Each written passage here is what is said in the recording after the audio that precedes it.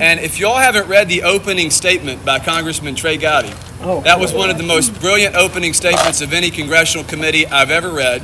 Even people on MSNBC couldn't be that mean about it. And that's a big thing, Congressman. So tell us how it's going at the kickoff here.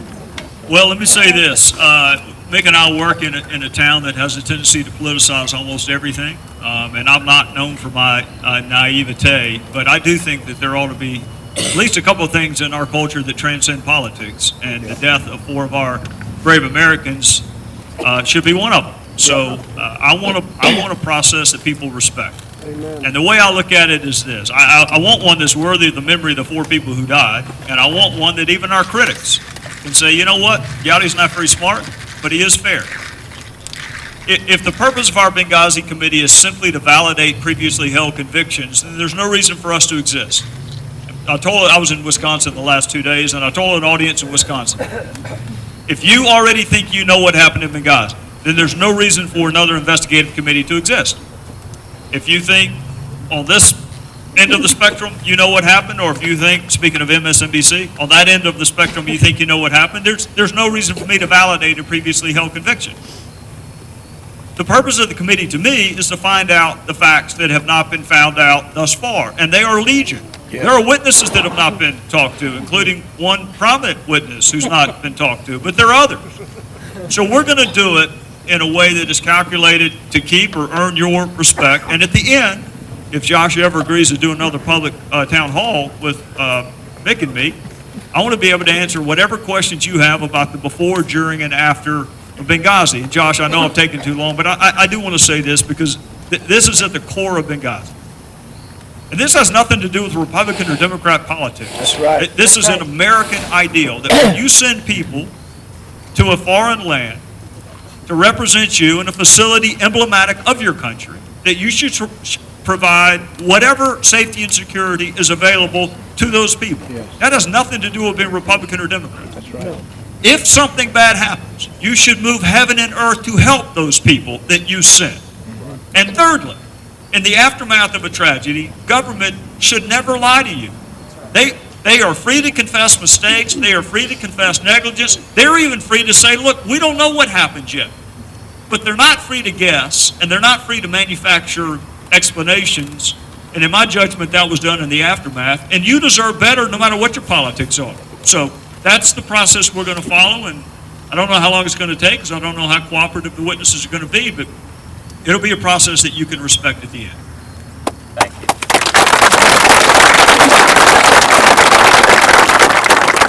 And a follow-up to that, and when we're going to talk about Financial Services Committee for a second, a follow-up to that is, and for those of you who do listen to my radio program, if you don't tell me, but for those of you who do, we were talking about a week ago that Congressman Gowdy and Congressman Chaffetz, and actually Chaffetz been on the show a good bit lately. He took credit for this. I think you did it. There was a bill that they introduced into Congress to prevent the administration from allowing Libyan nationals to come to the United States to go to flight school. Now, the administration, Department of Homeland Security position was our relations with Libya have, quote, normalized. But I did see that they had a pool party for jihadists at the U.S. Embassy. So I'd hate to see their idea of if relations were bad. So are we going to be able to ban the administration from allowing potential terrorists to come to the United States to learn how to fly airplanes? Yeah, Jason Chaffetz is a great friend of both of ours from Utah, but one really good way to find out whose bill a bill belongs to is to look at the name, and you won't see Chaffetz on that bill. You'll see another name that you're familiar with. So I appreciate him taking credit for that. That's something that's done a lot in Washington, take credit for something you had absolutely nothing to do with. We've had a rule for about 30 years, and part of it was to punish Muammar Gaddafi, that we are not going to train your nuclear scientists, and we are not going to train you in aviation. And the administration wanted to change that rule. They wanted to allow Libyan nationals to come here for training in nuclear science. Now, forget about the fact that they don't have any nuclear reactors. That's a detail that we don't want to get bogged down in. And forget about the fact that 11 or 12 commercial aircraft were stolen from the airport in Tripoli recently. We don't want to get involved in that. So we had a hearing on it. We had a bill. Now, I will say this, Josh. This happened in the last week. The administration has since backed off of that. In other words, Jay Johnson has said, you know what, we're not going to pursue it. And I think one of the reasons he didn't pursue it is because we had a constructive hearing. We had a hearing where we essentially, it was really simple. We just said, tell us what's changed. You say Libya's better off. We missed that. When we saw you jumping off the deck into the swimming pool in Tripoli, we missed. We don't even know who the government in Libya is. I mean, who would you contact? And Libya was supposed to do the background check, right, on the people that they sent over. I mean, I know to call Sheriff Wright in Spartanburg. Who should I call in Libya? So they backed off of it. To their credit, I mean, Jay Johnson backed off of it. They're no longer pursuing that for now. Well, that's good news. That's good news. Speaking of people who have served our country and people who've made that ultimate sacrifice on the altar of liberty, I forgot to mention this earlier, so I'd ask for y'all's apologies, or y'all's forgiveness, my apology. My friend Debbie Witzett's in the front here. She's a Gold Star mom. Her son Jeff was killed in action in Afghanistan, serving the country in Operation Enduring Freedom. And so, Debbie, thank you for the sacrifice.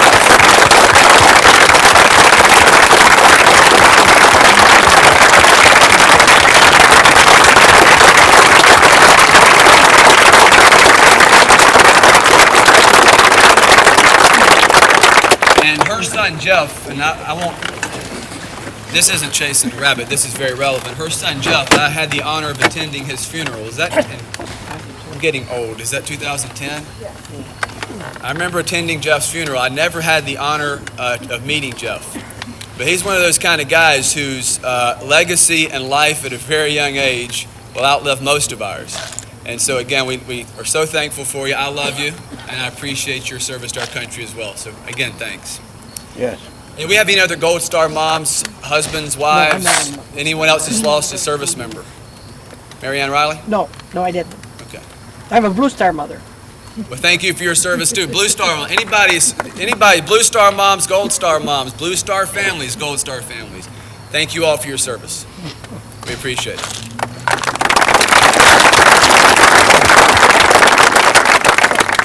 And we'll shift gears a little bit for just a moment. I mentioned at the opening that our friends from Inman Gun and Pawn and Lyman Gun and Pawn are here.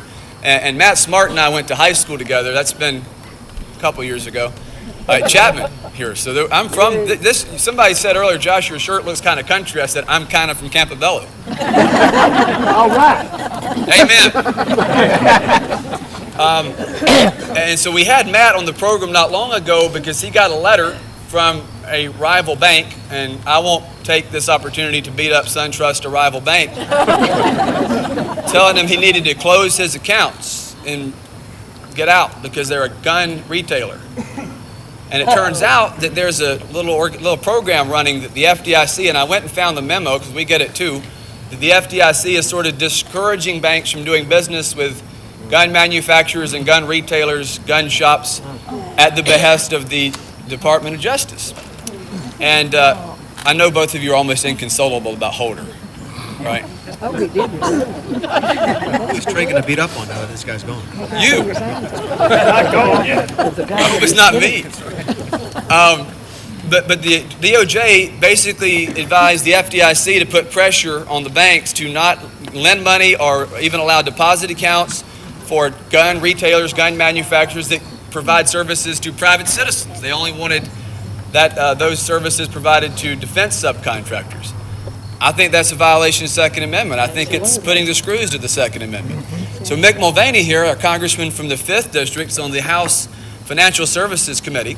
And I know he has been one of the most aggressive voices in Congress to get to the bottom of it. So Congressman, have we figured out what's going on with this Operation Choke Point? Well, the one thing that we learned, and as hard a lesson as it was to learn locally, the good that has come from what happened to you folks in Inman was that most people didn't believe us. We've been having hearings on this in Washington now for over a year.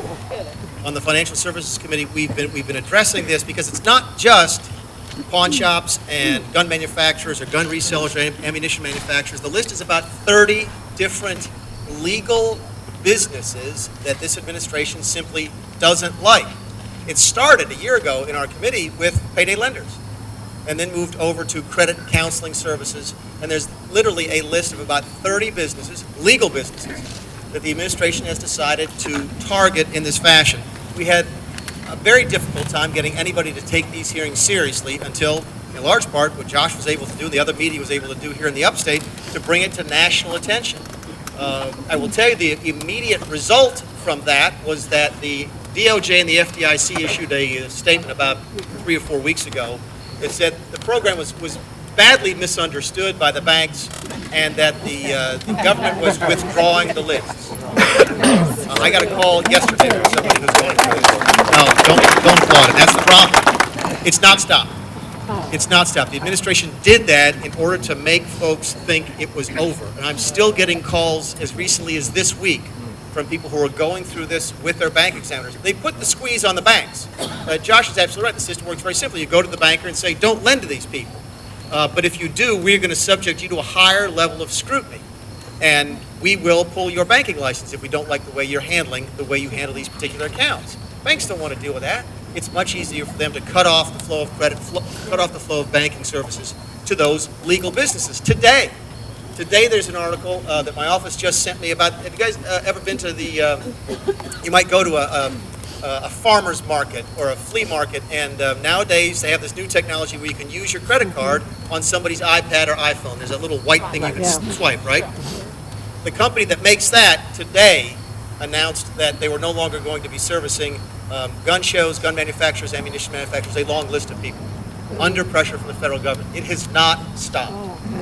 What worries me the most is something that came up during the hearing. I've been working very closely with a gentleman by the name of Blaine Luchtmeyer, not only involved heavily in this, he's also represents the district that used to have the last lead smelter in the country closed, so he's stuck in a bunch of different battles with the federal regulatory environment. But he and I had a chance to ask some witnesses about 8-10 months ago about this process.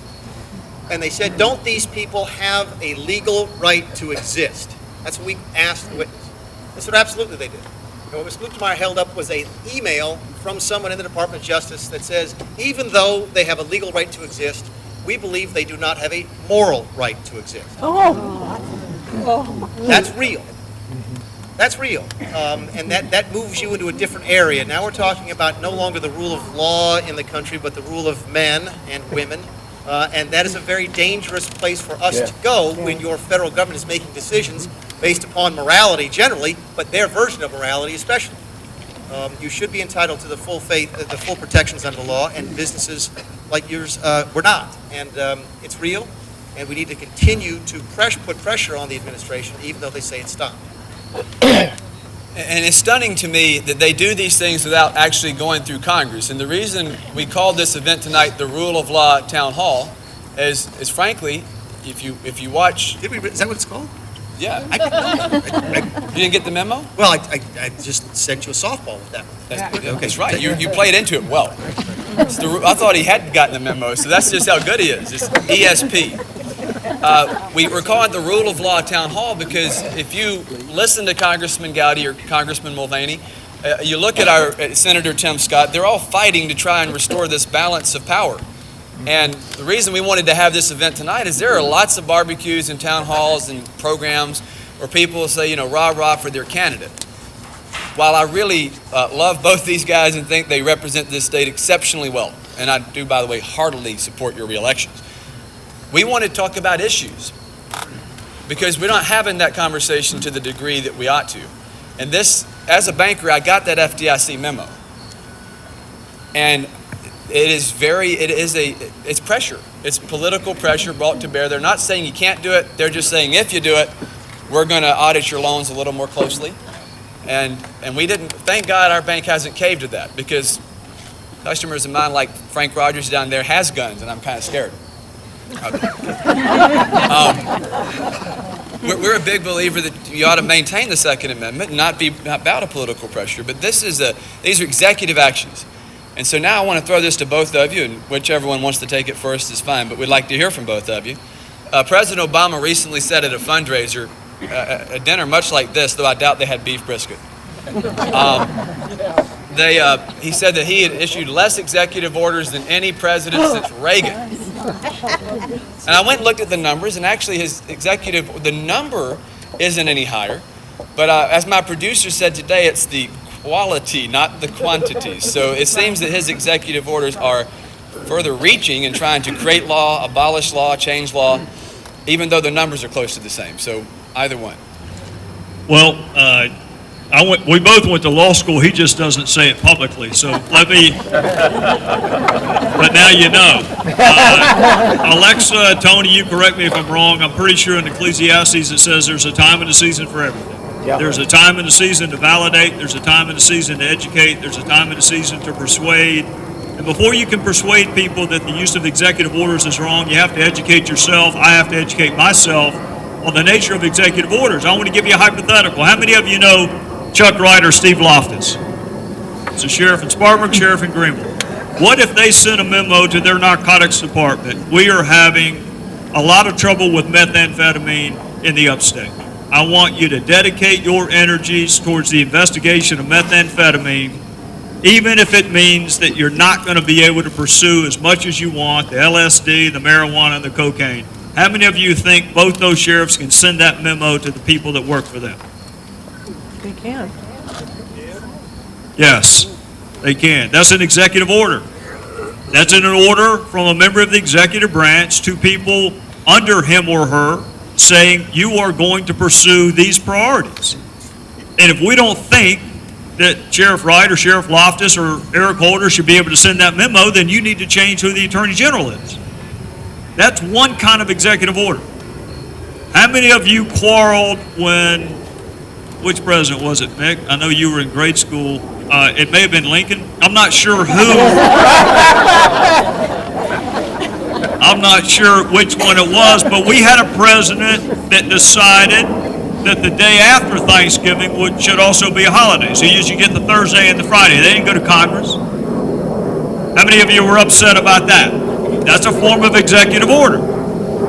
That's very different from the president not being able to get what he wants legislatively on the issue of immigration because he can't win the debate. He can't win the argument. So then he says, well, we're just going to ignore this entire category of law. Yep. That's very different from Chuck Wright, but it's nuanced. And if you're trying to persuade people, Josh is right. Other presidents have used executive orders. It's not the number. It's the nature of the executive order. And this is what would help our case, is if we ever live long enough to see another Republican president, we ought to make sure that she or he also reins in their use of executive orders. Yes. This is not a Republican-Democrat issue. This is a separation of the branches of government issue. You may not like Congress. They may be dysfunctional. He and I know that very well. But this is the way the framers set it up. And the chief executive does not get to go around other branches because he or she doesn't think we're moving quickly enough. But you have to know the nature of the executive order. And you have to be able to nuance what's a legitimate use of an executive order, what's an illegitimate use of executive order.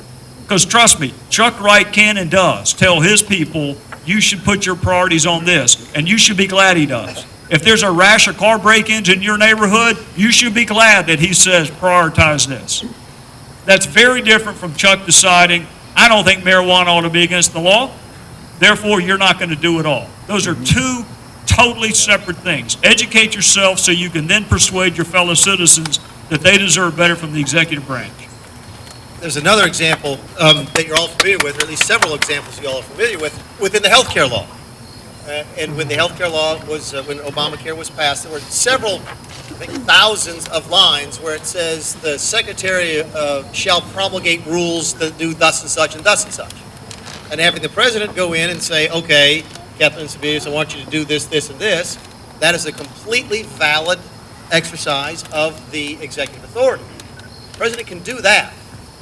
The other part of the law says that the rules shall be, the Obamacare shall start January 1st, 2014. It doesn't say the HHS secretary gets to set a date. It doesn't give that authority to rulemaking of the regulatory process. It says that law begins on X date. The president can't change that. That is not a valid use of the executive authority, and that's what he has done in this particular circumstance. Good news. There are some, not enough, but there are some thinking Democrats who are as frightened by that as you and me and Trey. Because they worry about the precedent and what would happen if Rand Paul or Rick Perry or Ted Cruz is ever the president.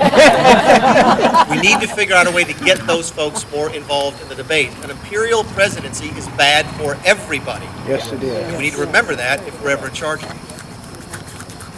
And it's interesting you'd use the phrase imperial presidency because, That's exactly right. and I think you both know by now that I really enjoy sports, so I hope I don't fall in the category of geek, but I am a little bit of a nerd, as I think both of you kind of are. What are you shaking your head yes for? I was just agreeing with you. That was quick. Are you really going to take that from a guy wearing makeup? Seriously. Look at that. I mean, When you're on where was it television, even coming from? television, Mick, you have to wear makeup. where have you been? Stick around in Congress a couple more years. They'll have you on Fox sometime too. I love the sibling rivalry. I just get MSNBC. That's sort of. Yeah, you really They have gone more with it. letters than viewers on MSNBC. I have watched it on occasion, but that's just because, well, no, I'm not going there. So we talked about, in the last couple of weeks, I've been on this little kick of talking about Roman history a lot, because the last major republic prior to the American Republic was the Roman Republic, and that lasted from about 509 BC with the overthrow of Lucius Tarquinius Superbus, the last king of Rome, until Julius Caesar was assassinated and Caesar Augustus, who we know from the book of Matthew, came to power. And then they became a despotic, totalitarian government where the emperor ruled everything and his cabinet, agencies, ruled everything. It was a bureaucracy. And the administrative law prevailed. Well, there's a book that came out recently. I didn't go to law school, which is why I'm always behind the eight ball with the two of you. But there's a book that came out, and I cannot remember the author's name, asking, is administrative law lawful? Which is basically, of course, where agencies come up with their regulations and their rules, and they interpret statutes that are passed by the Congress. And they end up adding thousands of new regulations and rules to our lives without it ever going through either chamber of Congress or the president signing it. So we talked about executive orders, but maybe there's even a broader issue at play here beyond just executive orders. All these hundreds of government agencies and bureaucracies are writing rules every day. We're being governed increasingly by administrative law, and what do we do about that? We'll start with Congressman Mulvaney, then Congressman Gowdy. Well, you have to elect an executive who is willing to dial back the authority of the executive branch. There's no way that Trey and I, even if it was just him, just the two of us, and let's say that he was the House and I was the Senate, and that's it. And we agreed on all these things, and we were going to go out to fix things. There was no way in our lifetime that the two of us doing that could fix the federal government. It's simply too complex. The government does too many things. It does everything. When you come and visit me, you might come and visit me on financial services. You might come visit me on something dealing with Medicare or Medicaid. We deal with that. We deal with the flight patterns of the airplanes into and out of Washington National Airport. We deal with everything. It is so complex and so complicated that Congress is never going to be able to fix it. By the way, we've made it more so by simply giving so much of our authority to the executive because we don't want to bother with the details because that's messy and tends to get us unelected. So we pass sort of the big picture items and let the president straighten it out. You need to hire an executive who walks in and has an entire team available to him, an army of bureaucrats, and say, okay, I want you to go in and fix the Department of Labor, and I want you to go from 25,000 employees to 4,000, and I want you to take the budget from $100 billion to $25 billion, and I want you to do it in 4 years. That's what you have to fix. Yeah. You have to have a transformative figure in the executive office. We have not had that with Republican presidents. We certainly do not have that with Democrat presidents. You need to find a boss who is willing to give his authority back to Congress. Who was the last president that you would say had that kind of aggression with reining it in? Reagan. The word that goes through my mind that should go through your mind is abdicate. The legislative branch, Mick's right about the executive branch, but the legislative branch has abdicated its role as legislator. Yep. I don't really like analogies because I'm not good at them, but there's a guy from California, Dan Lundgren, who was tired of people pointing lasers at commercial aircraft, and apparently the pilots were tired of it too. So we passed a bill banning the use of shooting lasers at commercial aircraft. That should be about a one-page bill, maybe a page and a half if you use big font size. But even in that bill, it was the FAA shall promulgate rules and regulations to implement it. So even the Republican House, with a good idea that most of us could wrap our heads around, have abdicated the responsibility in the details. Part of it is due to the complexity of the world we live in. Part of it is due to the fact that a lot of our colleagues aren't that smart. And I'll put myself in that category. You don't want me writing rules and regulations about aircraft. You may not want me writing them about anything, but part of it's the complexity of government. Part of it is the laziness of the legislative branch. When will it change? It will change when you require that it change. When you tell your legislators and your presidential candidates, look at the difference between Senator Obama and President Obama, even on the issue of executive power. Listen to a debate between those two folks sometime. When you get to be the president, you view life differently. So the legislative branch has to quit abdicating. The executive branch has to stop seizing more power, because we really do have four branches of government right now. The administrative branch is a branch of government. The fourth branch, and that's certainly not anywhere in the Constitution. And in the state level, I want to say Mika Childs is down here in the front row, and she's the Deputy Superintendent of Education in South Carolina. And Mika has done a phenomenal job cutting through the red tape, and she's on our board of directors for the foundation as well. If you haven't met her, meet her, and give her a round of applause, because she's really done a lot to improve education.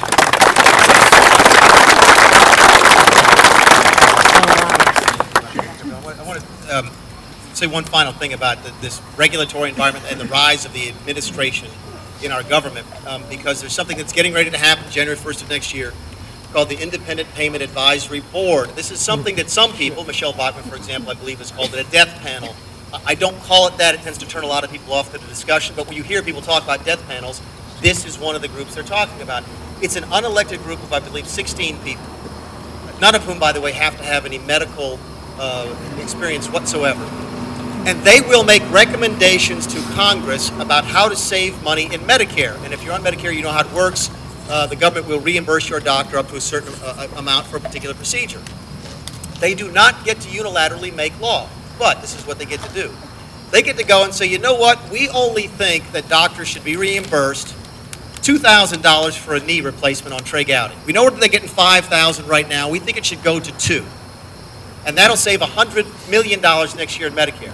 If Congress does not come up with another way through law to save that same amount of money within a certain period of time, I can't remember what it is, that recommendation becomes the law. And the reimbursement rates will go from $5,000 to $2,000. Why should you care? Doctors won't do it for $2,000. And we're putting doctors in a circumstance where they're going to have to go in and say, okay, either I'm going to do it for free as a charity, I'm going to ask them to pay, in which case we've now created two different classes of health care in this country, where the rich will be able to afford more and the poor will not, or, and more likely, they're simply not going to do it. And you won't be able to get that type of care. When you don't like that, when it happens to you, and it will, this is how they paid for Obamacare, by the way. You heard about the $500 billion cut from Obamacare. This is the agency or the board that's supposed to implement those cuts. When you don't like it and you call Trey or you call me, we won't be able to help you, because there is no way we can get any of those 16 people off that board, because we did not put them there. It's a tremendous amount of authority put in an unelected group of people. We're starting to see that model again and again. The bankers here will know about the CFPB, the Consumers Financial Protection Board, one of only two agencies in Congress, in the federal government, that doesn't get money from Congress. No appropriation there. Very little oversight. They don't need us to survive. That model is being used again and again in order to move authority away from the people that you elect into folks who answer to nobody. And by the way, that model came from somebody by the name of Elizabeth Pocahontas Warren. She was the author of the Consumer Financial Protection Bureau. One more point on administrative law, because if we're going to win again, you know, Josh, you mentioned Eric Holder resignation today. Let me make one promise to you. You're probably not going to like the person who comes after Eric Holder all that much more than you liked Eric Holder. No. You're not going to like the Attorney General if you happen to be a Republican or conservative until we're able to win national elections again. And you don't do that simply by telling people what you believe. You have to tell them why you believe it. And this is how they demagogue us. You know, Mick and I are talking about this administrative state that we live in, and they're going to say, well, Gowdy and Mulvaney don't care about clean water and clean air, and they don't want there to be any regulation at all. None other than the president himself said there should be no more regulation that is necessary for the health, safety, and welfare of our citizens. So if we can't draw a distinction between requiring airline pilots to actually be able to fly an airplane, that to me is a reasonable regulation, that you not be a philosophy major and want to fly a Delta flight. There's a difference between that and the NLRB requiring your small business to put posters on the wall telling your employees how they can sue you. Those are two totally different things. If we can't explain that to our fellow citizens, then we're probably not going to like the next series of attorney generals we get. Well, and both of these gentlemen made a great point talking about CFPB and the IPAB, the Independent Payment Advisory Board. Elizabeth Warren, y'all know who she is, right? Everybody knows? I mean, because someone told me that they were in California a few weeks ago and they saw a bumper sticker that said, "I'm from the Elizabeth Warren wing of the Democrat Party," and asked me if that was the red sticker with the hammer and the sickle in the top left-hand corner. But the same, I believe, that Dodd-Frank is to financial services, what the healthcare law is to healthcare. And while the IPAB will cut off your access eventually, if not checked, to quality healthcare in this country, increasingly the CFPB is cutting off your access to credit, and I promise you it's not just because we evil bankers drown kittens in the bathtub for fun, which is the image they portray. You don't offer, and I don't know the name of your financial institutions, so I won't get in trouble by picking on anybody, but my guess is that none of the banks that are represented here tonight offer free checking accounts anymore. It's something that existed at every bank 10 years ago. That's because the government fixed the price that credit card companies could charge for transactions. They set that price. It used to move with the market, and the government came in during Dodd-Frank and said, no, you can only charge 14 cents, it's now 21, but you can only charge this amount for that transaction. It's the politicization of credit. And it's been done by totalitarian governments from the beginning of time, which is that if you are in favor with the government at any particular time, then you can have access to capital and you can have credit. If you have a gun dealership that's out of favor, you don't get those things. How do you get it? Change who you give money to politically, change who you vote for. You want to come back in the good graces of whoever happens to be in charge. Now you can have money again, you can have credit again. It is real, and the CFPB is probably the most dramatic example out of many. And that's why when they call this thing with the gun shops Operation Choke Point, that's a very appropriate title, because they are choking out people they don't like by controlling the private sector financial industry. And the only loans, we'll move on from this, I promise, but the only loans we have that are not heavily scrutinized are the ones that are government underwritten, whether it's SBA or SBLF, and that's Export-Import Bank, and they do that because it's their loan. If it's a private loan that we underwrite with private funds, it's scrutinized. And speaking of scrutiny, let's talk about the IRS just for a moment. Obviously, we have a very needed and appropriate select committee on Benghazi. We're very proud of you, Congressman Gowdy, for chairing that.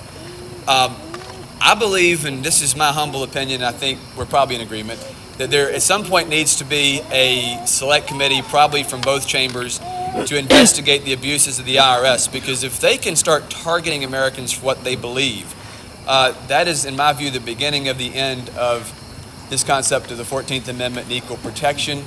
But I will yield to the congressman from Greenville-Spartanburg here. Well, before I answer that, can we all have an agreement? Y'all will not tell my wife that I had a very romantic candle-lit evening with Mick Mulvaney. We have that agreement. I know that either of us can survive that. So Just tell them who has to pay for dinner next time. Go ahead. Say it.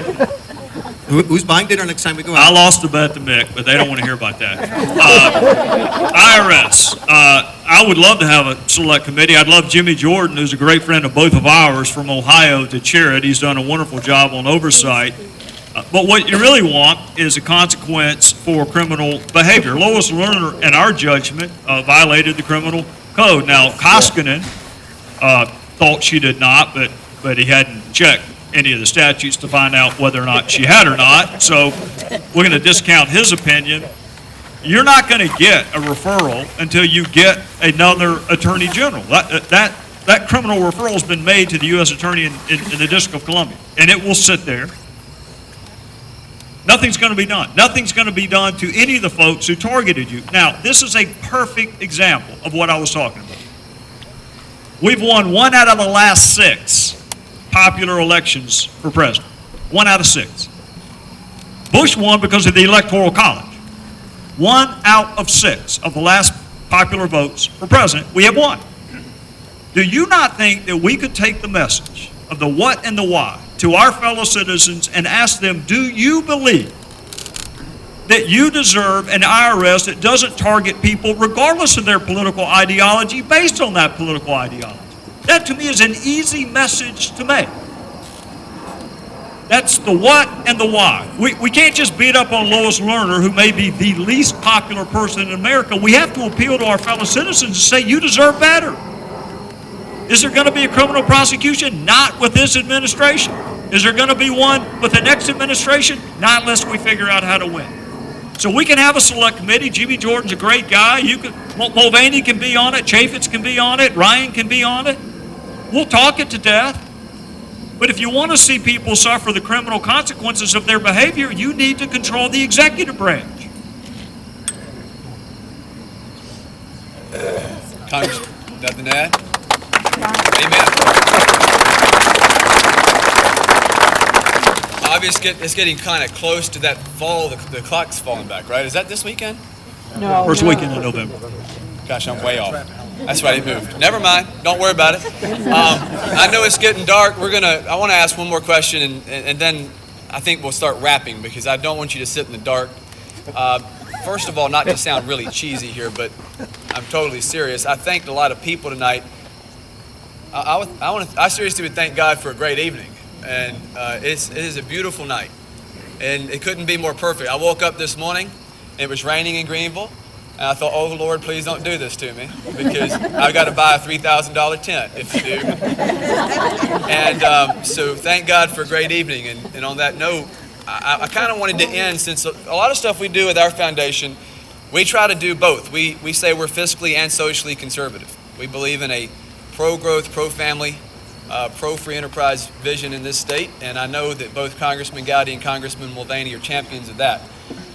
So when we talk about the rule of law, I'm a pretty big believer that you have to have a higher authority than Congress, and I revere the Constitution, but a higher authority even than the Constitution as the basis for truth and natural law. So as we kind of wrap this rule of law town hall evening, I want to ask both Congressman Gowdy and Congressman Mulvaney, let's weave in the idea of religious liberty in this country being lost. But I think that absent a strong and robust faith community in this country, and I would argue a strong presence of the Judeo-Christian value system in this country, it is impossible to maintain the institutions of a democratic republic. Maybe I'm wrong, but I'd love for us to close with that. I'd be happy to. For those of you who don't know me, I'm somewhat of a rarity in South Carolina. I'm Roman Catholic, and we have been stuck right in the middle of some of the HHS regulations regarding Obamacare. And what the administration is doing is much more than trying to make my church provide abortion services and contraception, which we do not believe in, to folks that might work for us as businessmen and women. It's well beyond that. The administration is trying to redefine what religion is. The most egregious example of this, by the way, I see it on MSNBC all the time. There's no longer a freedom of religion. There's a freedom from religion. You hear that language again and again on folks. They call it a slip, but they use it enough times to realize that this is part and parcel of a plan.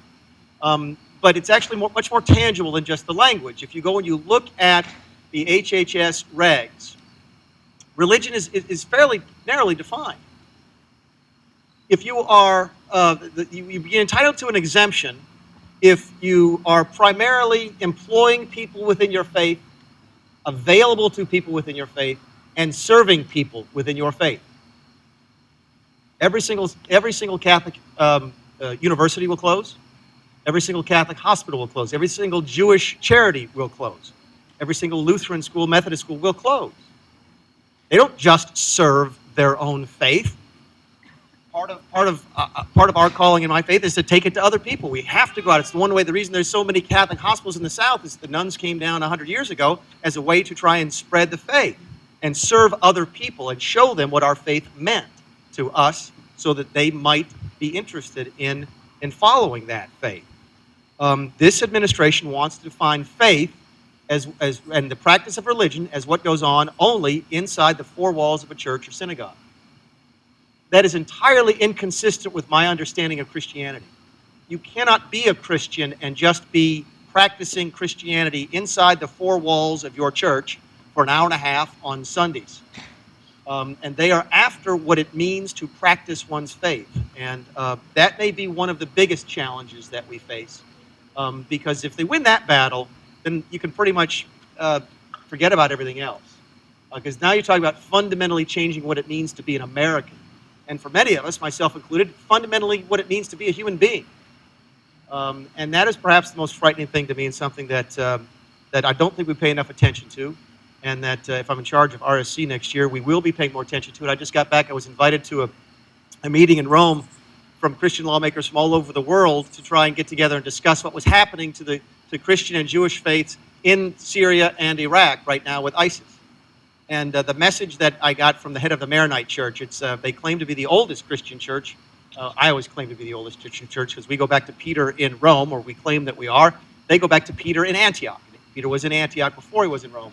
He says, look, we were here first. He says, so many Americans look at the Middle East and think it's always been Arab and always been Muslim, and it's not. The Jews have been there for 4,000 years. Christians have been there for 2,000. Muslims have been there for 1,500. We are original citizens, original residents. We are what it means to be Syrian and Lebanese and Iraqi. And they are systematically killing every single one of us. There are huge swaths of the Mideast now that are completely devoid of the presence of Christianity and Judaism. That's what they want. If we allow it to happen there, it'd be very difficult to look ourselves in the mirror when it starts to happen to us here. I'm sorry I talked too long about that. Oh, that's a great answer. Congressman Gowdy?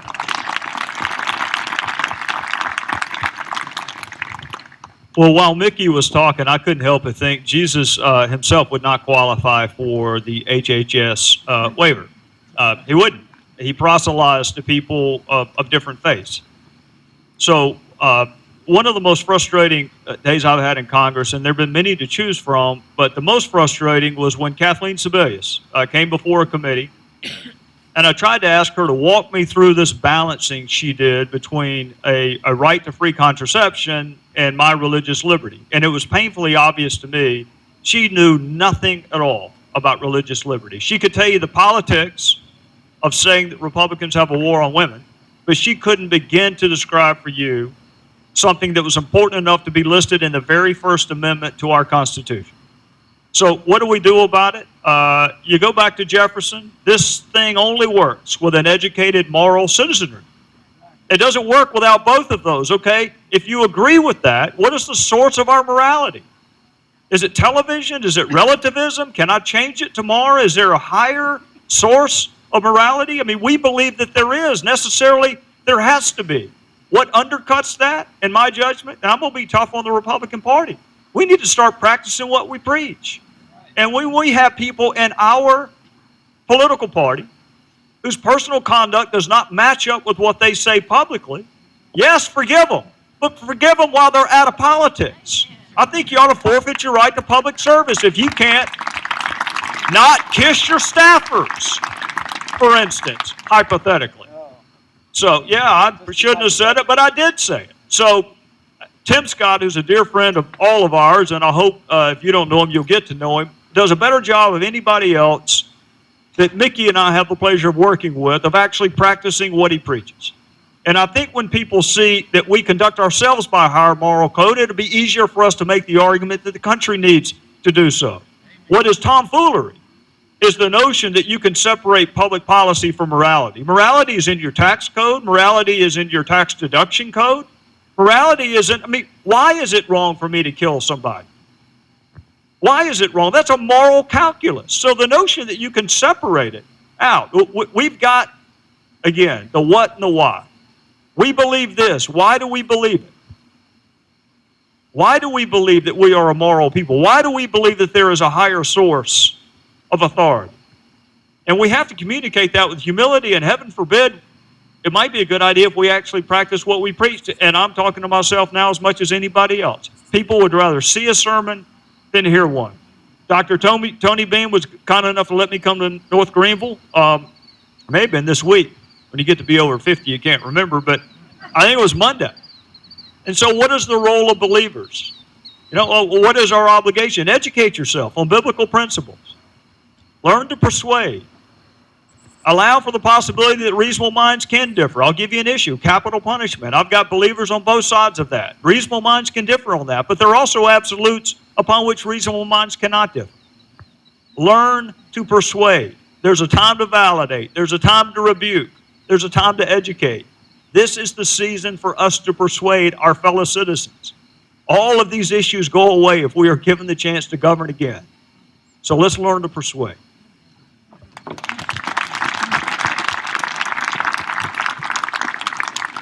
And since we can't see y'all anymore, let's start to wrap. Is Bailey? I can't see anybody. So is Bailey Brent's around? All right, Bailey, I need you.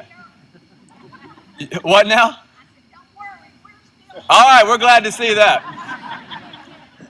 What we're going to do is I want to ask you all to take some action points for us for a second, but we just want to say thank you to Bailey Brents. Bailey is the daughter of Todd Brents, who's one of the owners here. And Bailey interned with us on Common Sense and with the foundation this summer. And when I first concocted this crazy idea of doing an outdoor barbecue, not thinking about time change, or sunsets, this happened because of Bailey. So don't thank me, thank Bailey. We're so thankful for her.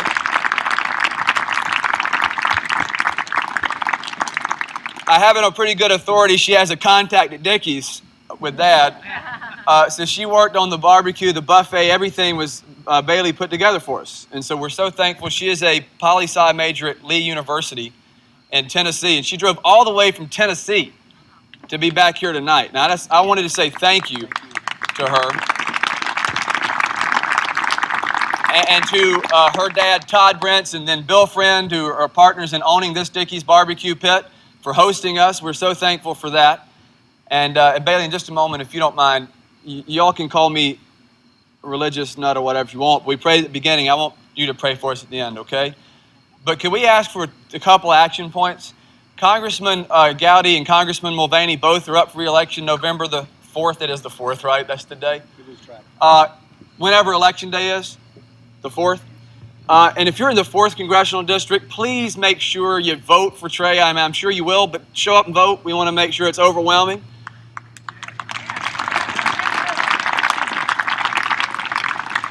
If you live in the 5th District, and I know a lot of y'all are here, please show up, vote for Mick. Make sure he wins by more than 4 or 5 touchdowns. We want him to kill it in the 5th District.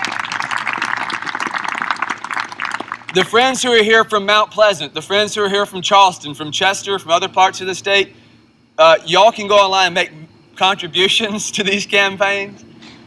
And then I'm going to ask one last favor, and then we'll be dismissed with Bailey's prayer. My friend James Gallion, and I know, Trey, you know James. He's a good guy, and he's started a group in the state here in South Carolina called Palmetto Conservatives Fund. And James called me and asked me, could I help out a little bit on the program? Could I help out any way possible to help them make sure in North Carolina, Kay Hagan loses? Because if you're not familiar, in North Carolina, Tom Tillis is the Republican nominee. Kay Hagan's running as a Democrat for re-election. It is neck and neck at this point. There is a good chance the Democrat wins again in North Carolina. And if that happens, guys, I think we probably won't win the Senate, right? And we need to send reinforcements to Trey Gowdy and Mick Mulvaney. So I'm going to ask you to do what I've already done, and that's go PalmettoConservativesFund.com if you want to support James and their efforts. They are putting, dare I say, boots on the ground in North Carolina. I'm going up there. We're going door to door. We're contacting Republican voters. So 3 things. Vote for Trey. Vote for Mick. Make contributions to them. So, okay, 4 things. It's Common Core math, guys.